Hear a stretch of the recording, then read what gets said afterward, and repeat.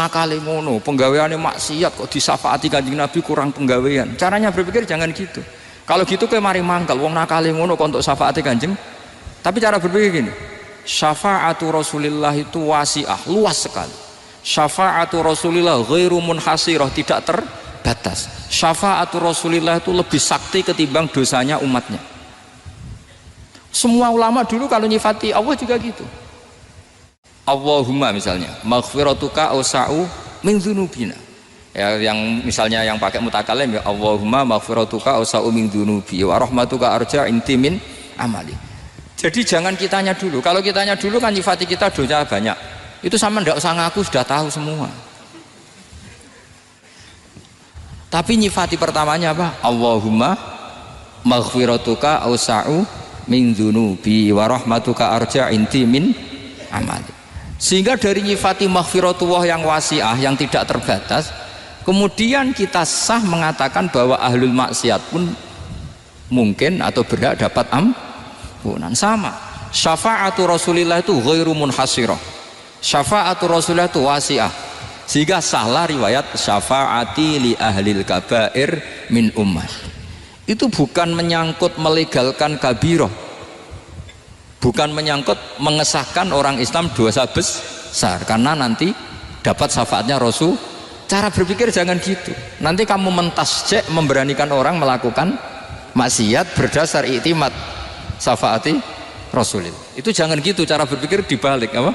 Syafaatu Rasulullah awsa'u wa awsa'u. Sangat luas. Sehingga saking luasnya sampai yang tukang maksiat saja kebagian. Sama rahmatnya Allah Ta'ala itu wasi'ah, rizkinya Allah ya wasi, sampai wong nganggur ya iso mangan ngono. Lah begitu juga rahmatnya Allah Ta'ala itu wasi'ah, sampai wong sing sumpek utange akeh ya iso guyu ngono.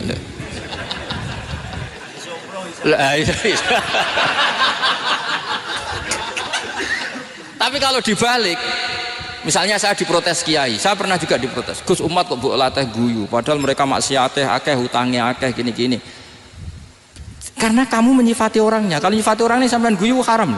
Utang jatuh tempo, sampean gak mikir dosa ndak? Dosa. Jadi kiai muridnya goblok kok kiai ini kurang tahajud itu ya dosa. Jadi kiai kok muridnya goblok tenang wae. Sementing untuk sowanan itu amatir ya gitu. Mestinya cara berpikir dibalik.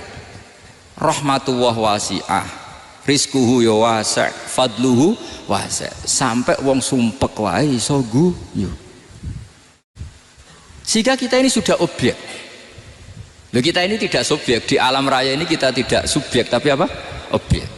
Makanya saya berkali-kali mengatakan, mbok kayak apa sumpeknya kita, tetap wong iso guyu. Karena apa? Allah mensifati dirinya wa annahu wa adhaka wa abka. Allah itu adhaka, zat yang memberi orang iso guyu. Wa abka lan zat sing maringi wong iso nangis. Karena sifatnya Allah Ta'ala pasti nafidah, sifatnya Allah Ta'ala pasti terjadi. Dan kita objek. Makanya wong sumpek utange akeh, bojo ora percaya, tangga ora percaya, oh nak guyu banter-banter. Karena Allah ku adhaka, zat sing maringi guyu. Wa abka, sudah presiden, sudah gubernur, sudah menteri, nah Allah kepengen nangis, no yo nangis. Coba ngeluhnya apa kalau misalnya jenengan seorang mantan presiden atau mantan gubernur, kadang anaknya calonan RT bo menang bunda. Ngeluhnya apa orang alim, misalnya alim alama, anaknya mau jadi jurumiyah raiso, susah. Kaya raya anaknya jadi pasien, susah. Allah punya cara untuk abega, untuk bikin orang nangis. Nah karena kita ini objek, pasti sesumpek apapun orang yang bisa tertawa ya bisa nangis. Makanya banyak ulama yang nggak terlalu serius mikir agama ini, bukan karena dablek, enggak, karena Allah mensifati dirinya Al-Hadi, yang memberi petunjuk. Kita gak ditunggoni Kanjeng Nabi, gak ditunggoni Wali Songo, gak ditunggoni para Alawin yang dulu, gak ditunggoni Habib-Habib yang kayak Said Abdul Al-Haddad. Tapi karena Allah itu Al-Hadi, yang memberi petunjuk, dan sifatnya Allah Ta'ala la budda wa ayat entakuna nafidah, sifatnya Allah pasti nafidah. Amerika kayak apa liberalnya, sekarang trennya juga banyak yang masuk Islam. Kampung-kampung pedalaman gak ada kiainya, cukup mudin. Kadang yang membawa agama itu orang yang ke situ mau nyari kayu. Orang di pedalaman Kalimantan, Sulawesi itu pertama itu nyari kayu, tapi bawaan hidayat, lama-lama bikin masjid. Saya pernah di Korea, ke sana orang nyari uang, niatnya juga nyari uang, tapi akhirnya tersiksa kalau enggak bikin masjid. Karena apa? Karena Allah itu Al-Hadi, zat yang memberi petunjuk. Maka kamu tidak usah khawatir. Agama ini pasti jalan ila yaumil qiyamah. Karena Allah Al-Hadi. Sama. Mbok kamu umat mbok weden-wedeni kowe ku amalan ora mesti ditampa. Nek ora ditampa mlebu neraka. Ngono mulai ngaji ya tenang ae. Tenang, santai. Bahkan kadang bilang gini, Pak Yai tadi gak bener. Masa ngecap orang mlebu neraka? Kita yang masyarakatnya gak tahu pintunya. Pak kayaknya tahu pintunya. Karena orang itu punya cara. Loh ya betul. Orang Bedui itu kalau ngaji sama Nabi itu lebih unik timbang yang soleh, timbang yang pinter. Sehingga banyak ilmu itu ditemukan dari orang Bedui. Karena cara berpikir itu aneh. Kalau orang soleh, orang waras kan berpikirnya ada aneh, standar. Jadi orang Bedui itu aneh. Pernah suatu saat Rasulullah itu khutbah cerita kiamat. Wah, dahsyatnya kiamat kayak apa? Semua orang diam nangis semua. Orang Bedui enggak, lebih cerdas.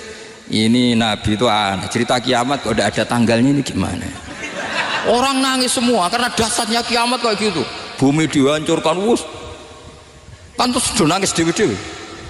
Ya ono sing nangis pabrik banyune macam-macam ya. Ini kalau kiamat gimana ini perjalanan air kemasan saya kan orang mikir mikir dewe-dewe gitu. Tapi ini enggak.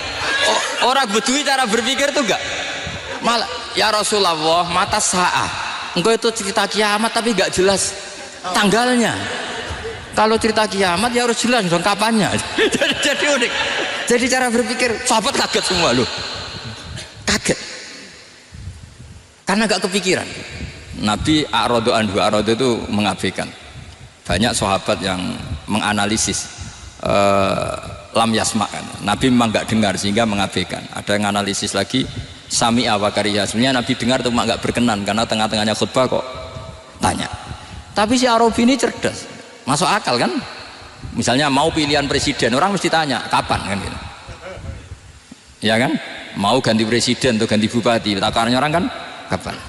Kayak Mas Akom jadi wali ndak? Pertanyaannya kan kapan? Kalau jatuhnya kan sudah ya. Sehingga tanya, mata sa'ah ya Rasulullah. Lama-lama Nabi diangen-angen, bener juga orang ini. Saya cerita kiamat kok gak jelas kapannya. Ini Nabi menjawab. Tapi karena Nabi orang-orang yang sangat pinter, tanya balik, ma'atat talaha. Lalu kalau kamu berani tanya kiamat kapan, saya tanya balik, ya persiapan kamu apa? Jawabnya santai saja. Fawwah ma'atatulaha kabira sholatin wala siyamin walakinni uhibbuka ya Rasulullah. Saya nggak menyediakan apa-apa, sholat saya biasa aja, maksudnya standar.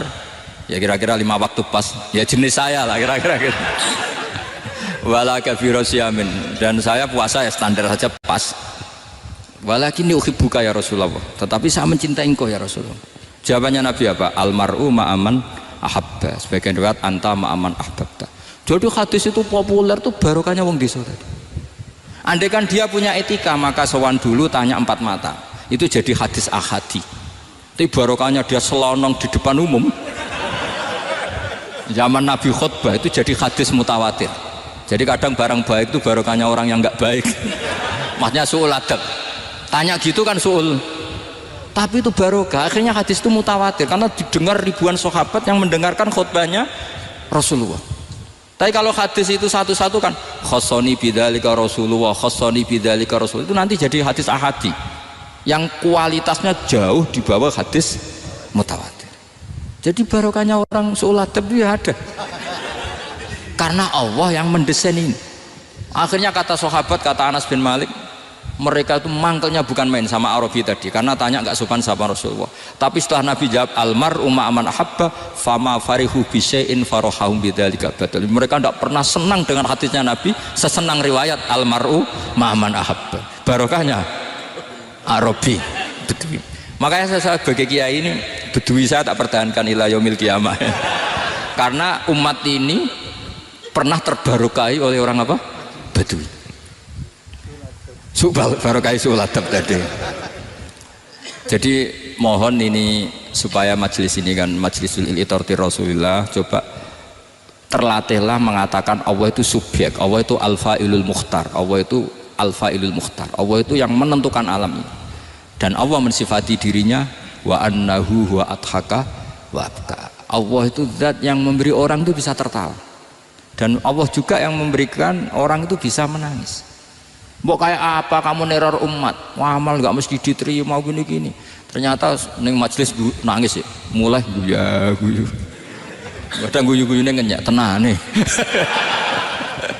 Daripada apa ya, agak-agak merodok orang yang dohirnya beda dengan batinnya, nggak perlu distatuskan seperti itu.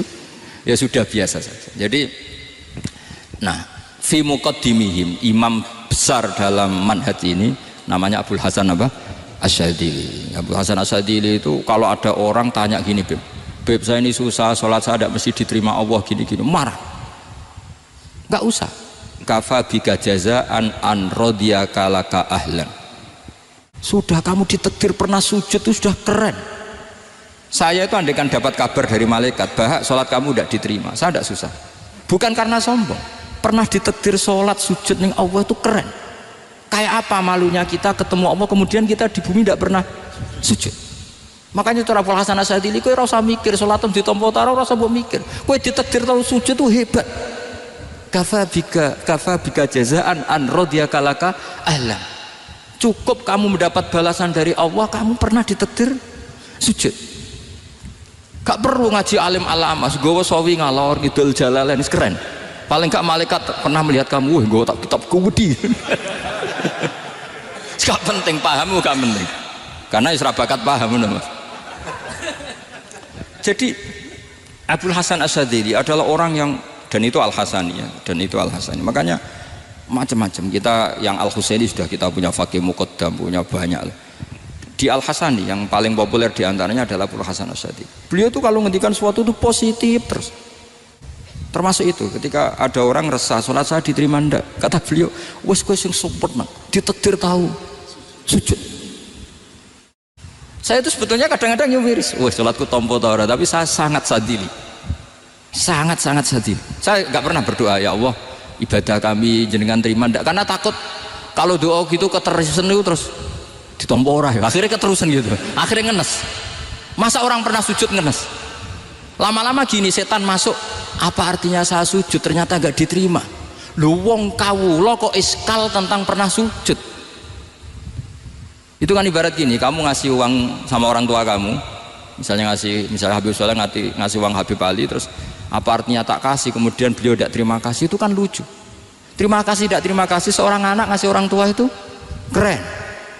Makanya saya bangga dengan Habib Soleh ketika beliau mengumrohkan Habib Ali, sudah mendaftarkan haji Habib Ali. Gak usah mikir diterima apa enggak, wes keren, itu sudah perilaku yang keren, yang hebat. Makanya saya sering tuh ada orang mau cerai tanya saya, Gus saya ini cerai gak, istri saya kurang ajar gini. Gak usah, tapi bojoku lo judes, uang di bojoku wes keren, paling gak kowe ra darani jomblo.